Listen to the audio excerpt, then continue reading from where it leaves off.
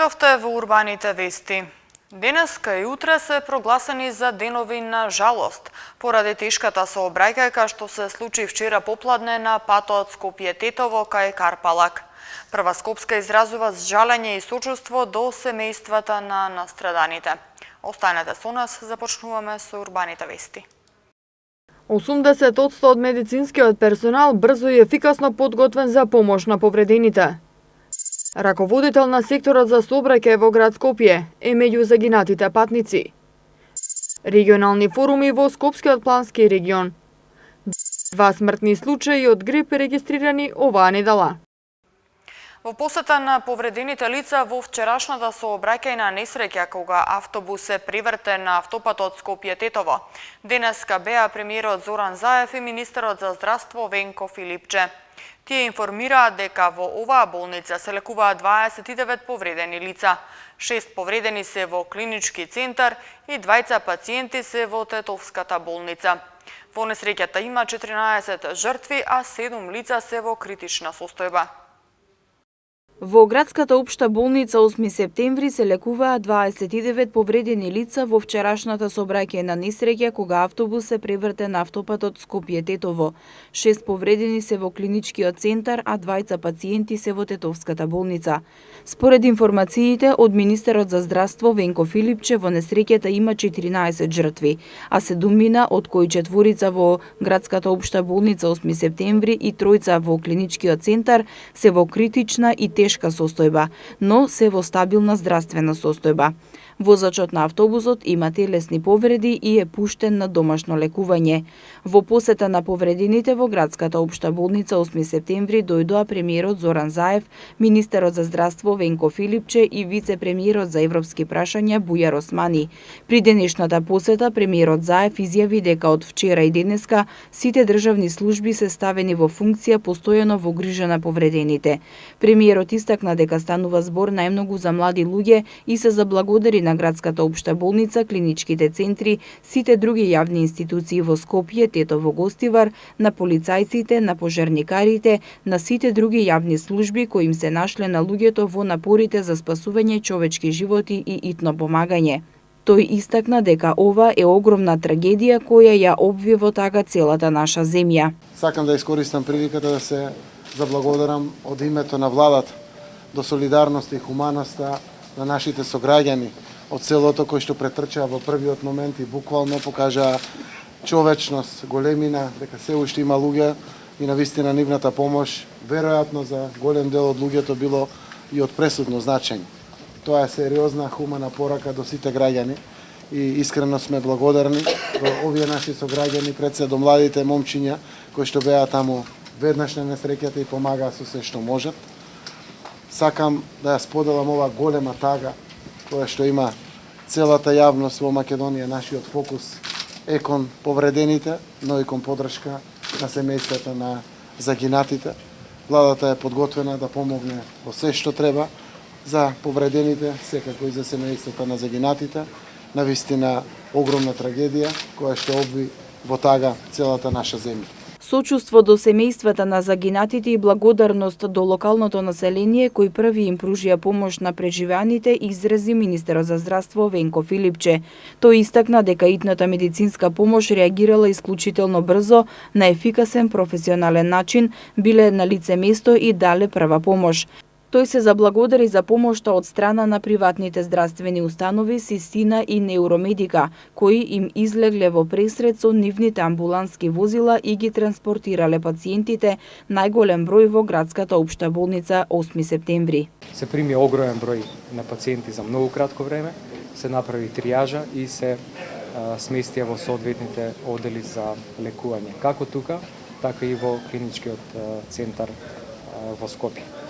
Во овој момент во болницата 8 септември има 4 пациенти кои што се во оделот за интензивна нега и се во критична состојба и уште дополнителни 3 пациенти во клиничкиот центар кои што се во оделот за интензивна нега, во кои што во текот на ноќта се изврши хируршка интервенција и тие се утро во критична состојба. Искрено се надевам дека овие 7 пациенти ќе ја надминат оваа криза и дека понатаму ќе го продолжи лекувањето надвор од интензивната нега на соодветните одделки. Министерот Филипче додаде дека 80% од персоналот беше на работа во многу краток временски интервал. Од 15 минути се организираше системот на работа. Доктор Христијан Костов, директорот на градската општа болница, рече дека вчера дошле службите од МВР, бидејќи имало 6 смртни случаи и додаде дека имале потешкоти во идентификацијата на починатите. Сакам да изразам еден апел кон фамилиите на повредените да бидат безгрижни и да се сигурни дека во установата 8 септември ќе им бидат пружени максимално сите потребни интервенции и процедури што е во врска со здравствената состојба, за подобрување на здравствената состојба на повредените. Значи, ќе ги добијат правовремено сите информации на сите повредени. Значи, ќе има организирано точно искази, лица на контакт кои што ќе ги дават информациите во секој момент за сите повредени. Што се однесува до возачот, тој има телесни повреди и е пуштен на домашно лекување. На социјалните мрежи постојано се јавуваат граѓани кои живеат во близина на градската општа болница 8 септември и нудат сместување и храна на семејствата на повредените. Сите кои нудат помош, сместување, превоз или храна го користат хаштагот и јас можам. Еден од загинатите патници во автобуската несреќа која се случи вчера попладне на излезот од Скопје е Зоран Давидовски, кој беше вработен во град Скопје како раководител на сектор за сообраќај. Град Скопје денеска во тага. Во вчерашната автобуска несреќа загубија колега, соработник и пријател. Град Скопје денеска со тага ја прими веста за прераната и неочекувана смрт на својот колега и пријател Зоран Давидовски, кој трагично го загуби животот во вчерашната сообраќајна несреќа што ја потресе целата држава. Стои во соопштението од град Скопје. Зоран Давидовски, роден на 22 август 1981 година, беше вработен во град Скопје од 2011 година на повеќе раководни позиции, а од 2014 беше раководител на секторот за сообраќај. Сите вработени во град Скопје сочувствуваат со семејството и жалат за загубата на својот почитуван колега, вреден соработник и драг пријател. Со цел да се зајакне граѓанското учество во процесот на одлучување на регионално и локално ниво, да се подобрат партнерствата и да се изнајдат поефикасни решенија за проблемите од интерес за целиот регион, во рамки на проектот Одржлив и инклузивен рамномерен регионален развој, ќе се спроведе програмата Регионални форуми во заедницата. За Скопскиот плански регион е предвиден грант од над 60.600 швајцарски франци. Центарот за развој на Скопски плански регион почнува со реализација на проектот Одржлив и инклузивен рамномерен регионален развој, што ќе се реализира со финансиска поддршка на Швајцарската конфедерација, Швајцарската амбасада во Македонија, Швајцарската агенција за развој и соработка и Министерството за локална самоуправа. Во рамки на проектот ќе се спроведе и програмата Регионални форуми во заедницата, со цел да се зајакне граѓанското учество во процесот на одлучување на регионално и локално ниво, да се подобрат партнерствата меѓу регионалните и локални субјекти и да се изнајдат поефикасни решенија за проблемите од интерес на целиот регион. За Скопскиот плански регион е предвиден грант од 60.631 швајцарски франци. Министерот за локална самоуправа Сухел Фазлиу соопшти дека нашата држава е пример за исклучително големи развојни разлики меѓу планските региони, а уште повеќе во рамки на една општина, меѓу урбаните и руралните населени места. Граѓаните имаат право на воедночен пристап до јавните услуги и оваа влада направи максимални напори веднаш на почетокот на мандатот да ги менува работите. За оваа година за рамномерен регионален развој се издвоени 7 милиони евра, што е за 100% повеќе во однос на 2017 година. Минатата година со средства од оваа буџетска програма се реализирани 96 проекти во 8 плански региони, истакна Фазлију. Раководителот на Центарот за развој на Скопскиот плански регион Љупчо Кец Мицковски изјави дека на денешната сесија се присутни градоначалници, представници на општините, граѓани, граѓански сектор, со цел, како што рече, сите да дадат свој придонес и учество во донесувањето на приоритетите. Најави дека тие како центар ќе спроведат 3 сесии од овие форуми и на крај, како што рече, ќе излеземе со една заедничка имплементација на сите потреби кои ќе произлезат од овие форуми. Оваа недела во Македонија се регистрирани 2 смртни случаја од грип, а пријавени се 2246 лица со симптоми на грип. Во земјите од регионот пак состојбата е уште полоша. Во Србија досега од грип се починати 29 лица, а во Хрватска пак се починати 75 лица.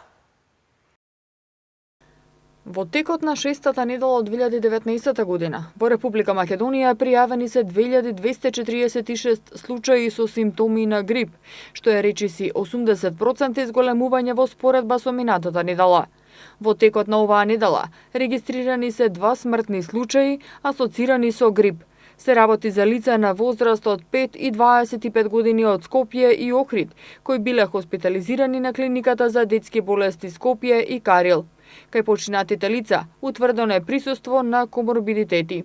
Оваа недела во вирусолошката лабораторија на Институтот за јавно здравје се пристигнати 67 материјали за тестирање на грип, од кои 35 позитивни за присуство на вирусот на грип. Како и во текот на сите претходни недели, од почетокот на сезоната, така и во шестата недела, најголем број заболени се пријавени во најголемата возрастна група од 15 до 64 години, а највисока инциденца од 217,7 на 100.000 жители е регистрирана кај децата од возрастна група од 0 до 4 години. Во сезоната 2018-2019, вкупниот број на заболени од грип изнесува 6371 лице. Грипот поголем замав зема во земјите во регионот. Во Србија во последните 6 недели од грип починаа 29 лица, а пријавени се 104.687 заболени, соопшти Институтот за јавно здравје на Србија. Само изминатата недела, Институтот има евидентирано околу 20.000 нови случаи. Како што се наведува, најмногу болни има меѓу деца на возраст до 4 години, а епидемиолошката ситуација е во согласно со движењето на болеста за овој период од годината. Од почетокот на сезоната 2018-2019, епидемија на грип е прогласена на териториите на Пиротскиот и Златиборскиот округ, Моравската област и градот Ниш. Хрватскиот завод за јавно здравје пак објави дека од почетокот на сезоната на грип заболеле вкупно 48.080 лица, а 75 починале. На сајтот од заводот истакнуваат дека сезоната на грип е значајно интензивна по бројот на заболени во споредба со претходните 5 сезони.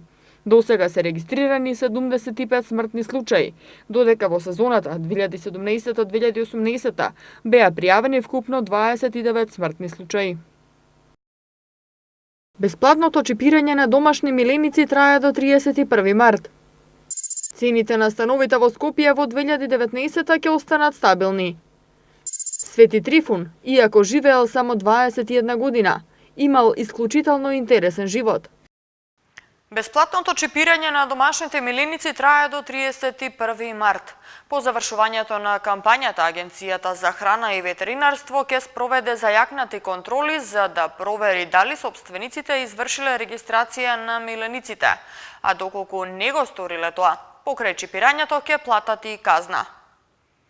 Во тек е синхронизирана акција на град Скопје со Агенцијата за храна и ветеринарство, со која се очекува дека во Скопје ќе се создаде регистар на домашни миленици, со кој можеби ќе се спречи главниот прилив на животни на улиците. Поставувањето на системот за одговорно сопствеништво значи создавање база на податоци која се спроведува со микрочипирање на милениците. До 31 март се спроведува бесплатно чипирање на домашните миленици, но оваа мерка ќе продолжи да функционира и понатамо. До овој момент во базата има регистрирано 32.000 миленици.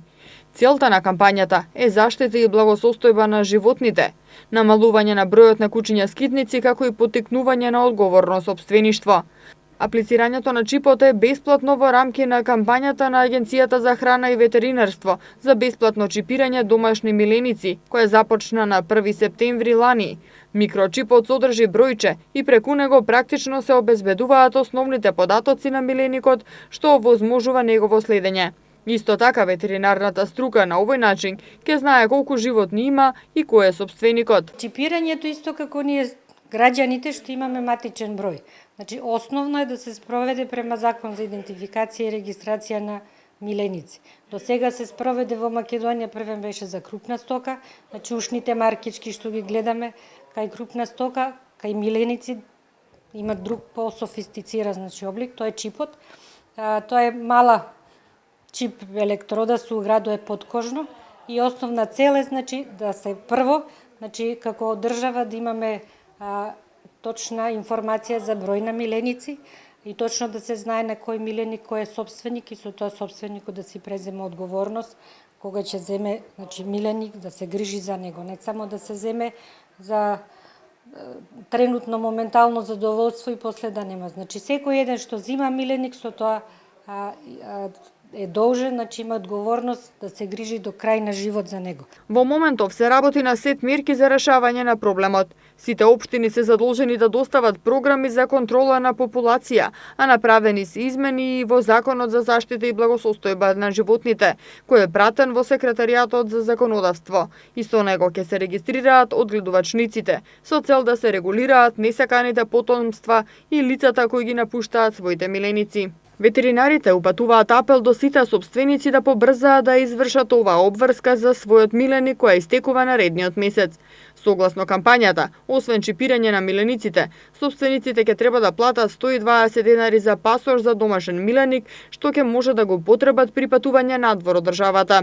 По завршувањето на кампањата, Агенцијата за храна и ветеринарство ќе спроведат зајакнати контроли за да проверат дали сопствениците извршиле регистрација на милениците. Доколку тоа не го направиле, тогаш сопственикот покрај казната ќе го плати и процесот на микрочипирање. Во текот на 2018 година се издадени 4219 одобренија за градба на станови, од кои најголемиот број во општина Аеродром. Цените на становите оваа година ќе останат стабилни, а благ пораст се очекува само доколку продолжи забавувањето на градежните работи. Цените на становите во Скопје оваа година ќе останат стабилни, но доколку продолжи забавувањето на градежните активности, се очекува пораст на цената на стамбениот простор на среден рок. Ова го истакна Владко Богоевски, извршен директор на консултантската компанија за комерцијални недвижности на денешната презентација на движењето на пазарот на недвижности за минатата година, како и очекувањата за тековната година. На територија на град Скопје во текот на 2018 година се издадени 4219 одобренија за градба на стамбени единици, од кои најголем број 1380 се издадени од општина Аеродром, пошто следуваат општина Центар со издадени 1072 одобренија за градба. Што се однесува до стамбениот сегмент, просечната нето цена по метар квадратен во Скопје е највисока во општина Центар и изнесува 1062 евра на метар квадратен, а потоа во општина Карпош 1022 евра на метар квадратен. Најбарани се стамбените единици со помали квадратури од 36 до 52, односно со квадратури од 53 до 67 метри квадратни. Најавија дека најголем проект објект во државата ќе биде Скопје Ист Гейт со нето површина за изнајмување од 52.000 метри квадратни, што ќе биде изграден кон крајот на 2020 година, а ќе понуди модерен канцелариски простор. Пазарот на индустријски простор е меѓу најбрзо растечките во индустријата. Најголем број од инвестициите во индустријскиот простор, како што велат од компанијата, се концентрирани во индустриските зони околу главниот град Скопје. Денешниот празник Свети Трифун представува маченик и заштитник на лозарите, поради чудата за кои се верува дека ги направил за време на својот краток живот. Иако живеел само 21 година, тој имал исклучително интересен живот. Уште кога бил дете, му успевало да помогне со својата способност во лекување најразлични болести, а имал и моќ од луѓето да ги истерува демоните. Православните верници, а особено лозарите, секој 14 февруари го одбележуваат верскиот празник Свети Трифун, маченик и заштитник на лозарите, поради чудата за кои веруваат дека ги направил за време на својот краток живот. Нема точни податоци околу тоа од кога во Тиквешкиот крај започнало организирано прославување на верскиот празник Свети Трифун. Преданието вели дека оваа традиција има длабоки корени, бидејќи и најстарите тиквешани се сеќаваат, како нивните дедовци и прадедовци го прославувале овој празник. Култот на почитување на Свети Трифун од јужните предели на Јадранското море е пренесен во Јужна Италија и Сицилија, а во Котор се чуваат и дел од неговите мошти. Иако живеел само 21 година, Трифун имал исклучително интересен живот. Уште како дете, според житието, Бог благословил во него да се всели Светиот Дух и да го обдари со чудотворство. И му успевало да помогне со својата способност во лекување на различни болести, а имал и моќ од луѓето да ги истерува демоните. Нему му се припишува дека направил многу чуда. Едно од тие чуда било поврзано со убавата принцеза Гордијана. Настанот се случил кога во Римското царство управувал незиниот татко Гордијан. За Мија раскажа Томе Крстевски, етнолог во Кавадаричкиот музеј. Принцезата имала сериозен духовен проблем, па се сметало дека во неа влегол ѓаволот и постојано ја измачувал. За своето дело, Трифун бил богато награден од царот, но тој целото богатство им го подарил на сиромашните, а самиот и понатаму продолжил да живее скромно и да работи на лекување на болните. Во времето на владењето на императорот Деки, наречен Мачител, бидејќи жестоко ги прогонувал христијаните, бил уапсен и младиот Трифун. Бил подложен на жестоки измачувања, со цел да се откаже од неговата верба кон Бога. Откако мачителите не успеале во тоа, во 250 година му ја отсекле главата. Византискиот цар Јустинијан, кој бил роден во Македонија, на маченикот Трифун му изградил црква во Цариград, со што уште повеќе го зголемил култот кон светителот. Закројувањето на винови лози на овој празник се врши и во црковни и манастирски имоти во Тиквешијата. Се верува дека сите оние кои ќе земат гранчиња од пресечените лозови прачки и ги однесат во своите лозја, ќе имаат среќа и берекетен народ во текот на предстојната година. Во Македонија, денот посветен на Свети Трифун, кога символично се закројуваат винови лози, спаѓа во поголемите православни празници. Свети Трифун, покрај на лозјата и градините, се смета и за заштитник на меанџиите.